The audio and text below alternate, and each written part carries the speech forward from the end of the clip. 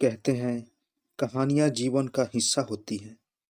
आज इसी कड़ी में मैं विष्णु प्रभाकर जी की लिखी हुई कहानी लेकर आया हूँ, जिसका नाम है गोपाल की बुद्धि। एक लड़का था, उसका नाम गोपाल था। वह बहुत ही चतुर और समझदार था। एक बार उसकी प्यारी माँ बीमार पड़ी, बहुत बीमार। बहुत दिन हो गए पर वह अच्छी नहीं हुई। बड़े बड़े वैद्यों ने देखा, डॉक्टरों ने देखा, हकीमों ने देखा, मगर कुछ न हुआ। गोपाल की माँ अच्छी नहीं हुई। आखिर एक दिन हकीम जी आए। बड़े बूढ़े, लंबी लंबी उनकी दाढ़ी, बिल्कुल सफेद बाल थे, पर बड़े समझदार। बहुत देर तक देखने के बाद वे बोले, बीमारी दूर तो हो सकती है, पर इन्हें एक खास तरह के पेड़ की छाल पकाकर देनी होगी। वह पेड़ बहुत दूर बर्फ के पहाड़ों की घाटी में होता है। आजकल वहां जाना बड़ा मुश्किल है। भयंकर रास्ते हैं और उनसे भी अधिक भयंकर जानवर वहां रहते हैं। जहां वह पेड़ है, वहां से कुछ पहले बड़े खूंखार भालू रहते हैं। उनसे बचकर जाना बड़ा मुश्किल है। अगर उनसे कोई बचकर चला भी जाए तो आगे चलकर एक शेर रहता है। वह इतना खूंखार है, इतना खूंखार है कि उसके पंजों से कोई आदमी बच नहीं सकता। यह जानकर कि गोपाल की अम्मा को अच्छा करने की दवा तो है, पर कोई उसे ला नहीं सकता। गोपाल के पिता बहुत दुखी हुए। यह तो ऐसी बात थी कि कोई बच्चे से कहे, देखो बच्चों, मिठाई तो है, पर तुम खा नहीं सकते। लेकिन गोपाल हिम्मत हारने वाला नहीं था। एक दिन तक वह इस बारे में सोचता विचारता रहा। उसने अपने दोस्तों से कहा, पुराने जमाने में ऐसी बातें होती थी, पर आजकल तो दूसरा जमाना है।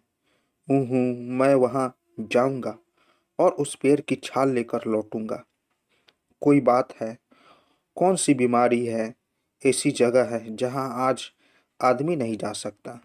खतरनाक है तो हुआ करे, वह आदमी ही क्या जो खतरे से डर जाए। कई दोस्तों ने गोपाल की बात का समर्थन किया। एक तो उसे साथ चलने को तैयार भी हो गया, लेकिन उसके पिता ने सुना तो घबरा उठे। किसी भी तरह वे गोपाल को भेजने को तैयार नहीं हुए, पर गोपाल तो इरादे का पक्का था।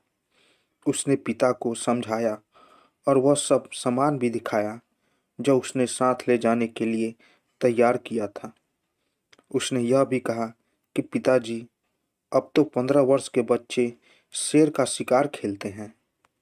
आखिर किसी तरह पिता को मनाकर गोपाल उस पेड़ की तलाश में चल पड़ा।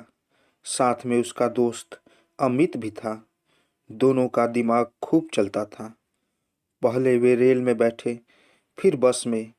आखिर में 40 मील पैदल का रास्ता था। यह बड़ा तंग रास्ता था, जो बड़े बड़े ऊंचे पहाड़ों से होकर एक नदी के किनारे किनारे जाता था। जहां आंख बची कि कई 100 फीट नीचे नदी में आकर गिरे। उस नदी में पत्थर पानी से अधिक थे। पहाड़ी नदियों में पत्थर बहुत होते हैं, पानी थोड़ा होता है, पर बहुत तेज है। सो वहां पहुंचकर उन्होंने एक खच्चर लिया। कोई चलने को तैयार नहीं था, पर जब मुंह मांगे दाम मिले तो एक आदमी तैयार हो गया। फिर कुछ लोगों को उनका साहस देखकर उनसे हमदर्दी हो गई थी। खच्चर लेकर वे आगे बढ़ गए, बढ़ते चले गए, बढ़ते चले गए। उन्होंने बर्फ से लदे तंग रास्ते को पार किया। झूलते पुलों पर से नदी पार उतरे। कहीं कहीं तो बर्फ के पुल से नदी पार की। चारों ओर आसमान को छूने वाली बर्फ से ढकी चोटियां, घने जंगल, खूंखार जानवर। किसी किसी दिन तो सारा दिन कुहासा छाया रहे, सूरज के दर्शन ही न हो। आधी चल पड़े तो आगे बढ़ने न दे। एक दिन के रास्ते में 3 दिन लग जाए, पर उन दोनों ने हिम्मत नहीं हारी। खच्चर वाला उन्हें राह बताता जाता था वह उनमें बहुत खुश था। आखिर राम राम करके 20 मील पार कर गए तो भयंकर घाटी में पहुंचे, जहां रीछ रहता था। दिन छुप चुका था, बर्फ उड़ रही थी। किसी तरह एक टूटे मकान में उन्होंने डेरा डाला। वे अपने साथ रेडियो और ग्रामोफोन भी ले गए थे। जहां कहीं डेरा डालते वहीं जंगल में मंगल कर देते। यहाँ भी ऐसा ही किया। चाय बनाई, फिर सोने का इंतजाम किया। पर तभी उन्होंने सुना जैसे रीछ गुर्रा रहा हो। दोनों दोस्त चौंक पड़े। मकान में किवाड़ नहीं थे। उन्होंने तंबू का कपड़ा बांध डाला था। उसे हटाकर देखा तो कुछ दूर काला काला सा चलता दिखाई दिया। बस गोपाल ने झट कुछ रिकॉर्ड निकाले और ग्रामोफोन पर चढ़ा दिए। अमित ने रेडियो खोल दिया। पक्का गाना हो रहा था। उधर रिकॉर्ड में शेर की आवाज़ निकलने लगी, जैसे सचमुच का शेर गरज रहा हो। रीछ मकान के काफी पास आ गया था। गाने की तेज आवाजें तो सुनी तो उछक्कर पीछे हटा। उधर शेर गुर्रा रहा था, गुर्राए चला जा रहा था। रीछ की जान निकलने लगी। घबराकर पीछे दौड़ा। दोनों दोस्त पर्दे के पीछे से झांक रहे थे। बड़े जोर से हंसे। गोपाल और अमित हंस पड़े। वैसे तो डर उन्हें भी लग रहा था। हाँ, वे उस ख्याल का नहीं करते थे। आखिर वे किसी तरह उस जगह पहुंचे जहां पर वह पेड़ था जिसकी छाल लेनी थी।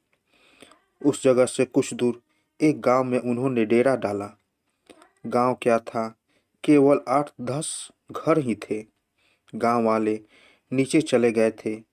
वहीं एक खुले दालान में तिरपाल बांधकर हवा से बचाव कर लिया। उसी के अंदर बैठकर उन्होंने रेडियो लगाया, ग्रामोफोन तैयार किया और टॉर्च भी निकाल ली। वहां चारों तरफ कोहरा छा रहा था। कुछ नहीं दिखाई देता।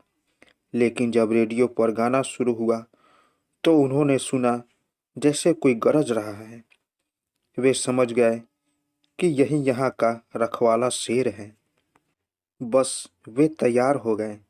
गोपाल ने इस मौके के लिए जो रिकॉर्ड रखे थे वे निकाल लिए। रेडियो पर संगीत आ रहा था। गीत खत्म हुए तो किसी ने बंसी की तान छेड़ दी।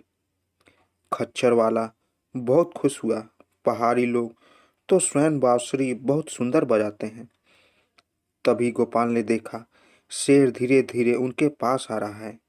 शेर क्या था, बस दानव था। देखने में बड़ा खूंखार लगता था। आंखें ऐसी चमकीली जैसे मशाल। उनके दिल कांप उठे, पर उन्होंने हिम्मत से काम लिया। उन्होंने शेर की बोली का रिकॉर्ड चढ़ा दिया। जैसे ही उसकी आवाज़ निकली, सामने आता शेर चौंक उठा, ठिठका, फिर चारों तरफ देखा और जोर से दहाड़ा। बस इसी वक्त गोपाल ने बंदूक और तोप की आवाज़ तवा चढ़ाया। जरा सी देर में फटाफट दनादन गोले छूटने लगे। उस वक्त शेर की हालत देखने में बनती थी। कभी इधर देखता, कभी उधर देखता, कभी दहाड़ता, कभी आगे भागता, कभी पीछे। लेकिन जब तोपों की आवाज़ें से वह वन गूंज उठा और चारों तरफ चिल्लाहट मच गई तो शेर वहां से भागा। गोपाल इसी ताक में था। उसने बड़ी टॉर्च और छुरा लेकर उसका पीछा किया। अमित ने ग्रामोफोन उठाया।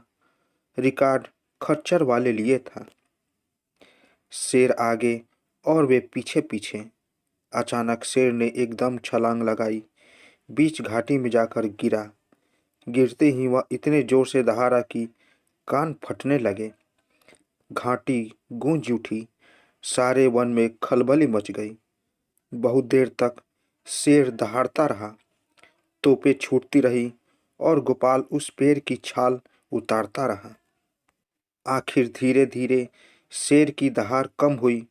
उधर सूरज भी चमका। उन्होंने देखा दूर नदी के पास एक और शेर बेचैनी से घूम रहा था। खच्चर वाले ने कहा, अब यहाँ मत रुको, लौट चलो। रात हो गई तो सर्दी के मारे गल जाओगे।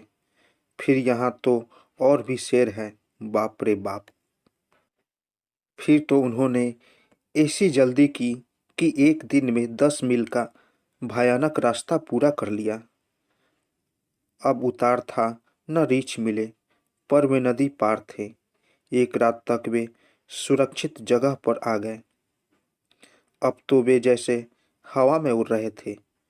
खुशी के मारे सब तकलीफ भूल गए थे। जब वे वहां पहुंचे जहां से खच्चर लिया था, तो लोगों को यकीन नहीं आया। लेकिन खच्चर वाले ने जब सारी बातें उन्हें बताई, तब तो सब जगह उनकी तारीफ होने लगी। माँ बाप तो उन्हें देखकर जैसे स्वर्ग पा गए, बहुत खुश हुए। गोपाल ने वह छाल पकाकर माँ को पिलाई। देखते ही देखते 4-5 दिन में माँ अच्छी होने लगी। इससे सबको बड़ी खुशी हुई, पर गोपाल और अमित के आनंद का तो ठिकाना ही न था। तो दोस्तों, कैसी लगी कहानी? अगर आप लोगों को कहानी अच्छी लगी हो तो मेरे चैनल को ज़रूर सब्सक्राइब करें और साथ साथ बेल आइकन को भी ज़रूर दबाएं, ताकि मेरी कहानी सबसे पहले आप तक पहुंचे। तो दोस्तों, मिलते हैं एक नई कहानी के साथ एक नए वीडियो में। तब तक के लिए नमस्कार।